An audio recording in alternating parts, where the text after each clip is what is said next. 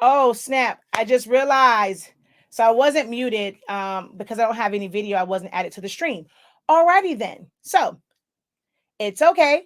We're just going to go ahead and just get right into this. I will do my intro again. Hello, everybody. I am Shakia, the professor of HS Sync 365 LLC and the owner and creator of Silaholics Anonymous, which is our platform to teach you guys how to use Silhouette Studio. Silhouette Studio is a free program that's used to control the Cameo Curio portrait machines. However, it is a pretty decent standalone program. You don't have to have a machine in order to use it as just a graphic designing software. You also don't have to have a machine in order to purchase the upgrades for the program. I do use the machines. I have 6 of them, but you can use it to just design it.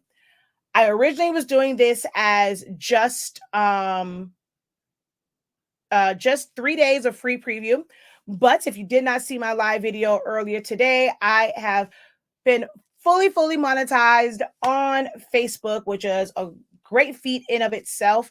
And so to thank you guys, I could not get there without you guys watching because it's a significant amount of watch hours and for you guys liking my Silaholics Anonymous page over on Facebook. So as a thank you to you guys, I decided to do 7 days. So I'm going to give you guys access to a full week of it. After the 7th, then you have to either enroll in Essentials of Silhouette Studio or become a member on my YouTube platform, okay, which is $14.99 per month. So you have to hit the join to get exclusive members only videos. So for this design, I had already started talking about it. I don't remember what font that was that I kind of moved up here. I just ungrouped it to move it up there. I don't remember what font that is. Patricia is Impact, so you're going to see that. As far as the date, this element here was something that I designed, the lifeline with the flat line. That's something that I designed many years before my aunt's passing. And I always use that. I use it in a lot of my different designs. Once you have really great elements, you're going to find that you're going to use them over and over and over and over again. That's the best way to not stress out. You don't always have to reinvent the wheel. Create something really great and then repurpose it. And then the sunrise and sunset, that's just basic text box setup. Open your text box, type it out in all caps, hit enter, type in the information on the next line, go over to the panel and then justify it center. And that's how that's set up. And then I'll show you as far as how I decided on the placement of it because of her last name. All right, so we're going to go through setting this up. And I do apologize. So hopefully I can, I think I can trim it. I know I can trim it on YouTube, but it'll make a new video. Hopefully I can trim it out on Facebook as well. So first things first, like I said, I'm just going to group this so I can use that. And then we're going to go to the A on the left-hand side, click on the screen and put it in all caps.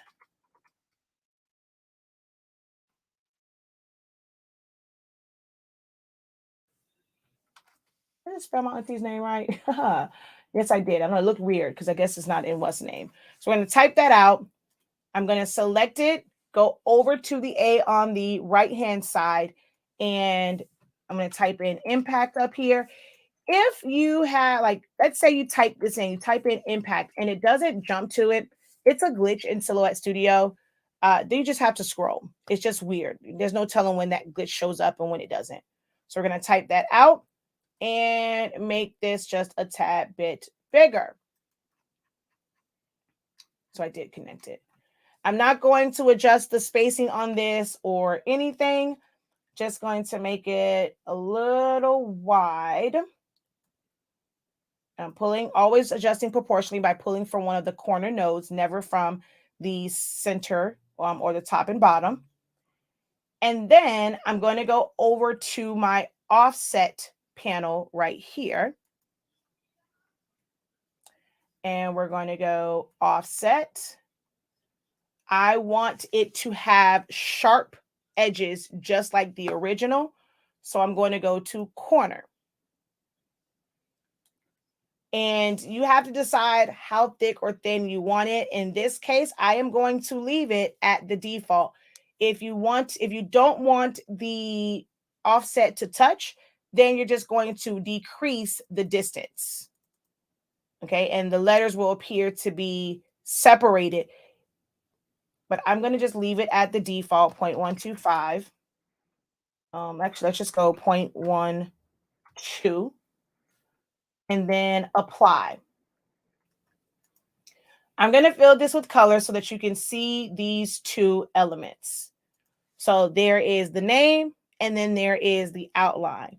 For this particular design, I wanted the shirt to show through in the middle. I did not want to have to do a second color of vinyl. So I want to knock that out. I'm going to drag and select over it, right click, and make this a compound path. And now I have an outline. That's it, right? Then once we typed out the life of, and I'm going to bring those to the front. So click on them both, right click, bring it to the front. I'm going to place that. And because of the size of this, I probably need to go just a little bit bigger. And we're going to put Morris right here. I'm going to make that just a little bit bigger. All right. I didn't want, again, any overlap. I didn't want any bulk. So I need to cut that away because I have the words right on top, like the words, the life of, and Morris right on top of her name. If I were to just layer the vinyl, especially with it being thin vinyl, you would see that. Now I could just weld it, but whenever you weld something together, it just looks like one big blob. So I'm going to make both of them green. So you don't really see the definition, or you don't see the letters in between there. So we have to cut that away. So I'm going to click on Morris and the life of, and I'm going to put an offset on it. When people always ask, like, well, what do you use offset for? What do you use make compound path for? There are a number of reasons. What you have to just understand is how the tool works. And then over time, you will learn how to apply it to the design that you are creating. I'm going to take my distance down because I want it to be really thin around it. I don't want it to be too big.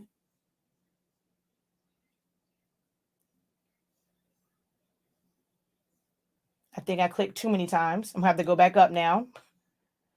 All right. So I'm down, because I'm down to 0.010. So let's take that up to 0.03. And you can hit enter and it won't automatically make it apply. You can then look at that and say, okay, is that how I want it? Yes, no, maybe so. I'm actually going to take that up to 0.05 and then enter. All right, so I want it to be that big. I'm going to go ahead and hit apply. I'm filling it with color just for the sake of you guys being able to see what I'm going to subtract. So that's the offset. I'm going to hold down shift, click on her name, and go to modify and subtract. That's it. This is done. And if I didn't want certain little pieces in there, I can go in and remove those because those would be harder to cut with the vinyl and weed it out. So I can get rid of those if I did not want them in between the letters now that it is subtracted out. Oops. Click on that little piece, delete. I kind of like the little bit of T in there, but that is how I created that. And then for so this is a little too big for this now. You can do one of two things. I'm going to select everything that is here and just increase it until it comes to the outside of that, because I already had that design. Or you can make it smaller. Now, by me doing it this way, you know what? Hold on. I'm going to undo real quick. So I want you to see that it's going to pretty much end up still being the same. All right, so that's that. We're going to move this over here. I'm going to select everything that's here and increase the size, right? To come right to the outside of this. Hold down Shift, click on this, and group it together. Here, I'm going to take the sunrise and sunset and make it smaller. Move it down some to about there. If I were to take this and stretch Patricia to the same size as the one that's here, which I'm going to change the color on this so you can see.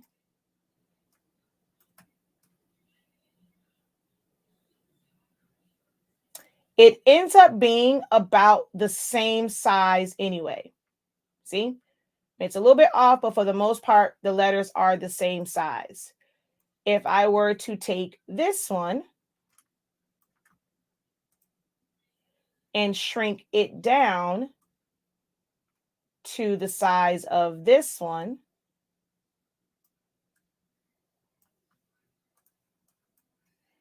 even though I shrunk down this one, it's, well, actually, this one stayed closer to the size. Hold on, let's see. Oh, you know what? No. I'm not anywhere near the right size. So we're going to take this up to about there. And see, it's the same size. So I did that to show it doesn't matter if you shrink one down or make another one bigger. If it's going to fit in that same spot, it technically is the same. But as a designer, some people want to see things bigger.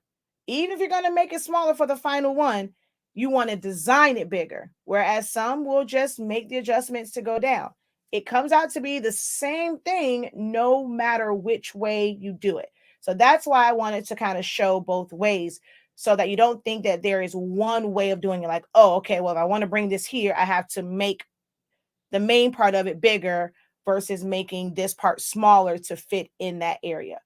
Either way works. You're going to get basically the same results. All right.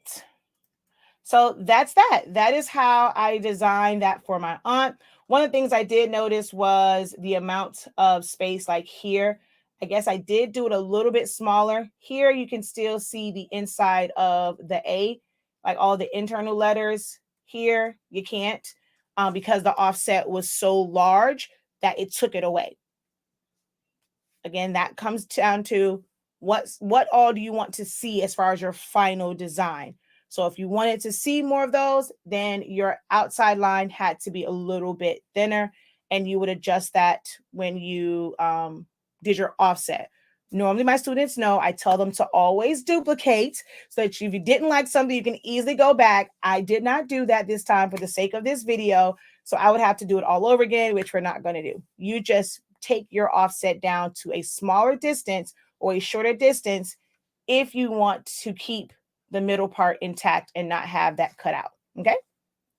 All right. So that concludes day 4, which I did correct the banner. So that concludes day 4 of 30 days of designing.